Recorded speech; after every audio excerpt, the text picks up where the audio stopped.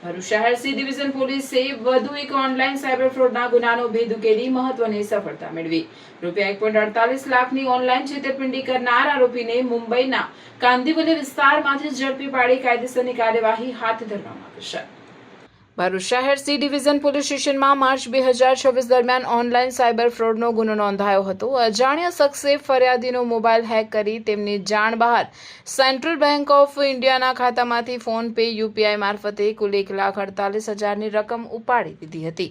Police inspector NR ચૌધરીના માર્ગદર્શન હેઠળ technical analysis અને ઝીણવટભરી તપાસ હાથ ધરતા છેતરપિંડીની રકમ મુંબઈની એક બેંકમાં જમા થઈ હોવાનું સામે આવ્યું હતું. ત્યારબાદ પોલીસની ખાસ ટીમ મુંબઈ રવાના થઈ હતી. તપાસ દરમિયાન કાંદિવલી પૂર્વ ખાતે રહેતા અવિનાશ રામ અવધ યાદવને ઝડપી પાડી તેની સામે કાયદેસરની કાર્યવાહી કરવામાં આવી હતી. આ સાથે ભરૂચ શહેર સી ડિવિઝન પોલીસે ઓનલાઈન નાણાકીય છેતરપિંડીના અનડિટેક ગુનાનું સફળતાપૂર્વક ભેદ ઉકેલ્યો છે.